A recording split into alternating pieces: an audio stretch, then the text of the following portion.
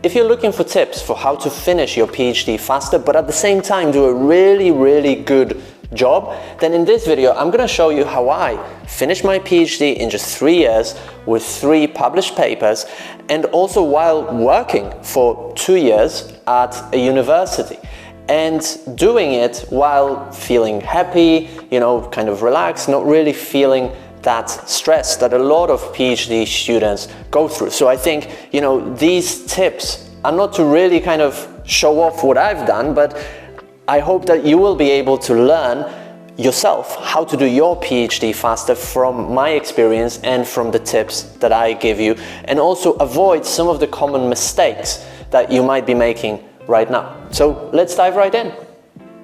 Now, before we do that, you might be wondering, who I am and why should you listen to my tips. Well, my name is Marek Kiczkowiak and I run Academic English Now, where I help researchers and PhD students regularly publish research papers. And I started my PhD in 2015 at the University of York, and I did my PhD at the Department of Education in teaching English. And funnily enough, before starting that PhD, I didn't even have a master's degree. I did a bachelor's degree back home in Poland. That was in 2009. And then after that, I started teaching English, and I went around the world and lived in all sorts of cool countries and taught English and got different certificates as well and diplomas for teaching English, but I never did a master's degree, and I had never published any academic work.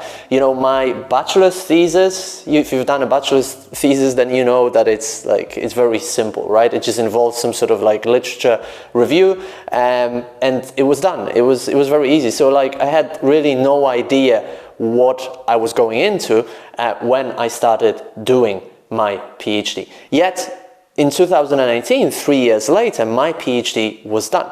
And during that time, I also wrote 3 papers. I co-wrote a book with my colleague Robert Lowe, and that book was kind of like a spin-off from the ideas that I was generating while I was doing my PhD. And also, after the first year of my PhD, or after 6 months, I left to do my study and collect the data in Poland, because my study was based in Poland. And then after that, my wife moved to Belgium, and she got a job, she got a PhD position here in Belgium. So I kind of came after her here, and I got a job at the University of Leuven here in Belgium. And I just kind of told my supervisor in the UK, well, look, I'm just going to stay here if that's okay with you and work full time. And I'm going to finish my PhD if that's okay with you. And he thought, man, you're crazy. This isn't going to happen. But feel free to do that. I don't mind.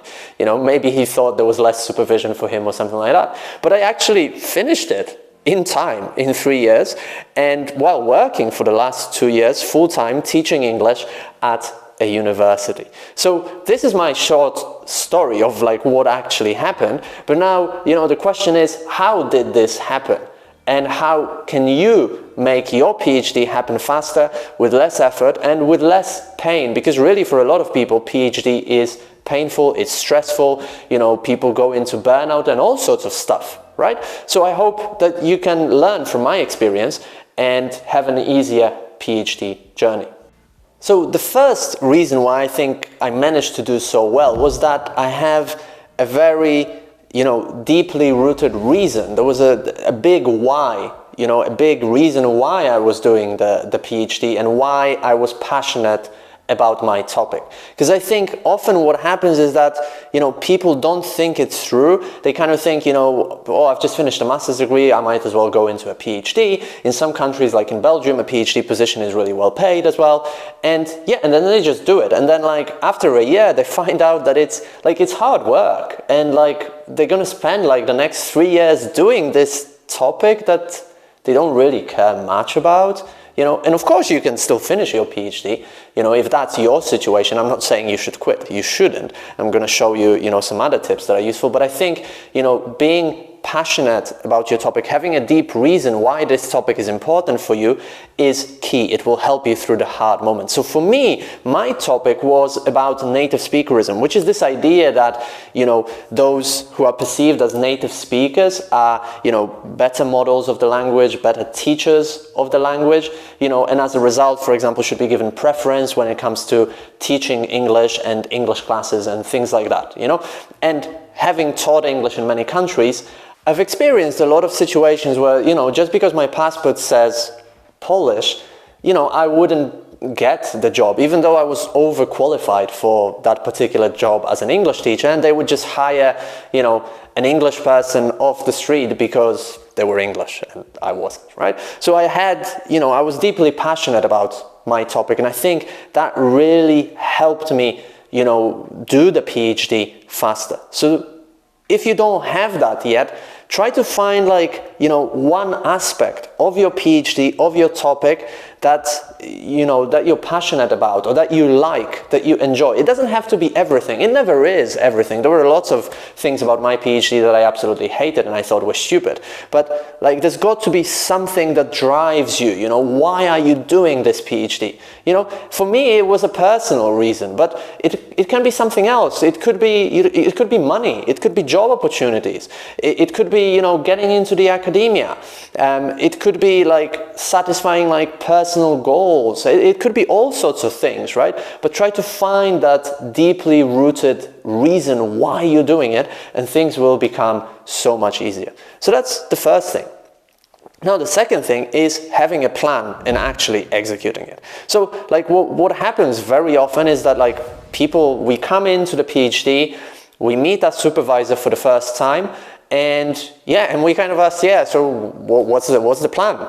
And the supervisor says, well, you tell me what's the plan. It's your PhD, so go and develop that plan, right? But that advice is a little bit stupid. No offense to supervisors who give that advice, but it is really stupid because, of course, it is your PhD, but, there are people who have done a PhD fast and well. Your supervisor is probably one of them. So clearly there is a plan that can be adapted to your PhD as well. So I think you have to have that plan. And by that, I mean you have to sit down, whether you're on the first or the second, third, fourth year of your PhD, that doesn't matter. You have to sit down and you have to map out, the coming years, semesters of your PhD, and also map out the goals and the intermediate goals that need to happen. So if you want to finish your PhD in 3 years, before that happens, well, what else do you need to do? Well, you need to hand in your thesis, right? And you've got to publish maybe one paper.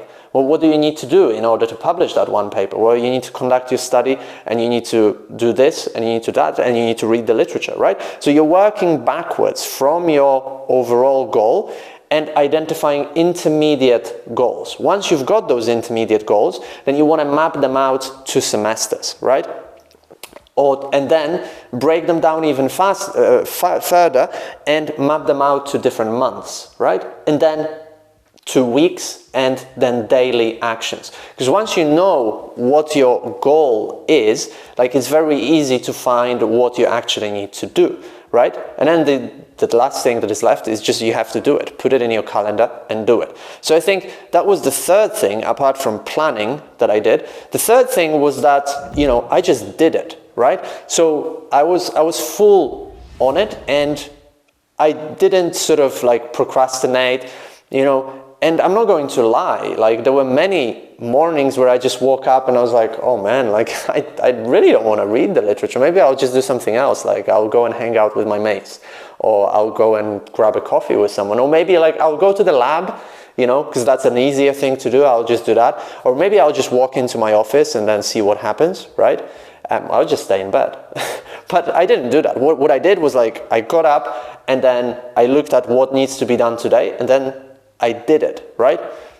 Not every single day, of course. There were days where I didn't follow through with my plan, but 90% of the time I did do what was planned, and that really, really helps. Now, another tip that I want to give you, I got lost in the numbers, I think it's tip number 4, is a good relationship with the supervisor. So this really saved me and I think helped me along the way. Like my supervisor was great. You know, I'd recommend it to anyone who wants to do a PhD in teaching English. Like he's great. He's fantastic. Like he knows how to supervise people. But I think it's also like developing a good relationship with them. And I think where a lot of you get it wrong as PhD students, and I've seen it time and time again, is that you keep on contradicting the supervisor. So the supervisor tells you to do something, right? Or the supervisor gives you feedback and says like, you know, this isn't correct, you should do this instead. And a lot of people start arguing, like, well, what do you mean? Like, why should I do this? Like, you know, why should I want to do this rather than this, right? I never did that. Like, if my supervisor told me to rewrite the literature review, I rewrote it. If my supervisor told me to do this, I just did it, right? You know, and you might think, oh, that's just so stupid. Like, it's your PhD. Think for yourself. Be independent. Why do you just like blindly follow somebody else? Well, because I want to get it done. Like, what's the point of arguing with your supervisor? You know, of course, there might be like these specific issues, but they're really like, you know, maybe 5% of the time where you really, you know, need to put your foot down and say like, no, I don't think you're right here. We need to do this. I get that, and I did that as well. But like 90% of the time, your supervisor means well, and the advice that they're giving you, you should follow it without questioning it. Like, just do it. Your life will be so much easier, you know, because you can just focus on what needs to be done. And if you're not sure what needs to be done, then just ask your supervisor to clarify it, and then just do it. This will help you to progress faster.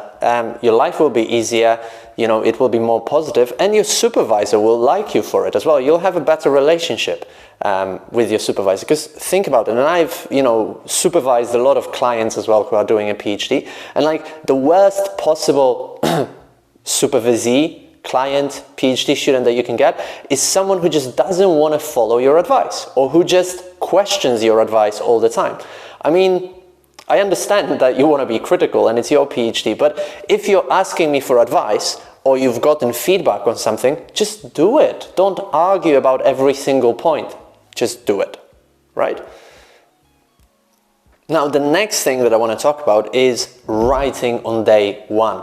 Like, the biggest mistake that you can make is that you just postpone writing forever. Right? Because you have to read the literature first, or you have to do experiments in your lab, or like you've got life, right? And what I did was like from day one I was writing, you know, I was reading and then I was writing, you know, I was doing the literature review, I was reading and then I was writing, you know, so maybe like half a day would be devoted to reading, half a day would be devoted to writing. And this is how you make fast progress, you know. You can write the literature review even if you haven't conducted your study, right? You can write the methodology before conducting the study, actually, right? Because you have to design the study. So as you're designing the study, why don't you just write it up? And maybe you're thinking, okay, but like things will change anyway, so what's the point? Well, the point is twofold. Number one, they will never change 100%. So, you know, most of what you will write will be useful for your final thesis or your research papers. And then number two, you're practicing writing. Like, how do you expect yourself to be able to write a really good research paper if you're like not doing any writing, or you're just writing something once a month, right? Or not writing anything for like 3 months because you're doing experiments, and then all of a sudden you expect yourself to sit down and write a whole paper in a couple of weeks. That's just not going to happen, right? So if you want to finish your PhD and have a smooth journey, you've got to be writing regularly, right? And you might be thinking, oh, that's not possible because I've got lab work, It's possible. Like, if I was able to do it while teaching full-time at the university, you can do it as well. A lot of my clients do it despite having a full-time job, for example, right? And despite, you know, doing lab work and stuff like this. It's all a case of planning. So just sit down and decide for yourself when in the day you're going to write and how many times a week. And then just stick to it and do it, right? So write from day one. And if you haven't written, then start today and start writing. Don't postpone it any further. Now, a funny tip that I want to give you is not going into your office or not going to the coffee room. You might be thinking, well, how unsocial of you. Yeah, but a PhD isn't about socializing, is it? A PhD is just about getting the work done. you know? And I don't mean to say you shouldn't have friends at work. You can make friends and you can hang out with them. But like what I find about going to the office, also, you know, later on when I worked in a university, is that it's just like incredibly distracting, you know, because what usually happens when you go into the office, like you walk in, there are other people, you know, you shake hands with them, you start talking, hey, how was your day yesterday? Oh, and did you see the game yesterday? Yeah, it was a really good game, right? Yeah, and then you start talking about stuff, and then you're like, do you want to grab a coffee? Yeah, go on, let's go on for a coffee, yeah? And you go to the coffee room, you grab a coffee, you continue chatting, you know, and then you meet somebody on the way, and you're like, hey, Max, how's it going? Haven't seen you for a while, you know? And then, like, you look at your watch, and it's like 11 a.m. and you haven't done anything, right? And it's almost lunchtime, so then you're going to go for lunch with some colleagues, and that's going to take like an hour and a half probably, or 2 hours, right? And that's how days pass and pass and pass, right? Obviously, I'm exaggerating here a little bit, but that's usually what happens to a certain extent. So as much as possible, I just try to avoid the office or the coffee room. I would just stay at home if I could, right? You know, this might not be possible for you to do it for 5 days a week, but like if you, the more you can do it, the better, I promise you, you know, because you won't have that many distractions. Like just go somewhere when it's just you, your laptop, and nothing else. Like the only thing that you need for writing, you know? Or if you need to go into the lab, just go to the lab, but avoid the coffee room or whatever. Just go straight there and do your work. This will really, really help you, I promise you. Now, the next thing that you really want to do, and I think really helped me as well, is to get regular feedback. So a problem that, or a mistake that I see a lot of people make is that, you know, they just kind of wait until whatever they're writing is perfect. And usually what happens is that it's never perfect. They work on something and they change it, you know, and they keep on working on it, and then they hand it in to the supervisor, and the supervisor just destroys it completely, right? That's usually what happens, right? What you want to do instead is like, you want to get regular feedback, right? So you don't want to wait until you've completed like half of your literature review chapter or half of your paper. Like you want to be getting feedback regularly, right? You've written the introduction to your research paper, brilliant, like hand it in, get some feedback. Or maybe even like, you know, you've written half of the introduction and you got stuck. Well, get feedback on it to see how you can improve it, right? You want to be getting that regularly. And one thing that is stopping people, as I said, is their own like kind of perfectionism. And if that's stopping you, you should get rid of that perfectionism, right? Because nothing is perfect ever. Perfect is created out of a series of mistakes and small improvements. That's how you get to perfect, right? If you're not making any mistakes, you're not getting feedback, you will never get to perfect, right? But the second thing that might be stopping you is your supervisor, right? Because some supervisors, for some strange, incomprehensible reason, they only want to give you feedback when something is finished, you know? But that's just silly, because that just creates more work for them. Because usually what happens is that like you write on your own and you're like scared of the supervisor, oh, what are they going to think about it? But then you continue writing it, and after a very long time you produce something that is finished, you give it to your supervisor, and then they destroy it. And the supervisor is pissed off with you, and they say like, yeah, like how did you hand in something like this? You can't write, blah, blah, blah, right? But that's not the way to go about it. Like, you want to develop a good relationship with your supervisor where you can come into them more often and get them to give you like feedback more regularly on shorter pieces of writing. And the way to frame it to your supervisor is that you're creating less work for them at the end. You know, they might think you're giving them more work, but actually you're giving them less work. Because what's going to happen is they're going to give you feedback for a very short time, like maybe 10 minutes, on something short, and by doing that regularly, your writing is going to improve faster, so that by the time you finish writing that piece that you're working on, let's say the research paper, is almost ready to go. And when your supervisor reads the final draft, they're not going to destroy it, they're actually going to like it, and they're going to thank you for doing it regularly. Now, if your supervisor, after discussing it with him, still doesn't want to do it, then, you know, another option is to find someone else to do it. So on my program, Research Paper Mastery and PhD Accelerator, I give you feedback on a weekly basis, sometimes even twice a week, to help you progress faster. So if that interests you, you can schedule a free one-to-one consultation, and let's talk about how this feedback might help you. Now, apart from feedback, what you want to get as well is guidance, and you want to get regular guidance. And sometimes I feel that, you know, PhD students or researchers are afraid of asking questions because they think like they should know it, right? And then they don't know it. But you shouldn't know it. There is no reason why you should know it. Like, you've never done a PhD before, right? So how are you supposed to know it? You know, do your due diligence and try to find out by reading other papers, you know, reading books and stuff like this. But if you don't know, ask, you know. Like, one of the biggest things that, you know, helped me progress fast is, like, if I didn't know something, I would ask my supervisor, you know, and then that would help me, right? And again, you know, you've got to frame it in a good way, because like what supervisors don't like is stupid questions, or they don't like people not doing the work and just asking them stupid questions, right? So make sure that you've done your work and you come in prepared with the question, right? If you haven't done, you know, you try to find out for yourself, and then if you don't know, ask your supervisor. But you really want to be getting regular guidance, like on a monthly basis. You know, you want to have a meeting with your supervisor, and even more frequently on a weekly basis, you want to be exchanging emails, talking to them, asking questions, reporting on your progress, you know. And a lot of people sometimes ask me, like how do your clients manage to write a paper in 6 weeks? How do they manage to get such amazing results? And it's really through this regular guidance and feedback. You know, we meet twice a week, you know, and they can ask any questions about any challenges that they have. They hand in the writing at least once a week to get feedback, and then they act on this feedback, and that's how they improve. And if these are the results that you want to get, if you want to make your PhD journey much smoother, then definitely schedule a free one-to-one consultation. The link is just below, and we're going to meet up and discuss what your challenges are, what you need help with, and then we'll outline a personalized action plan that will help you to achieve your goals further.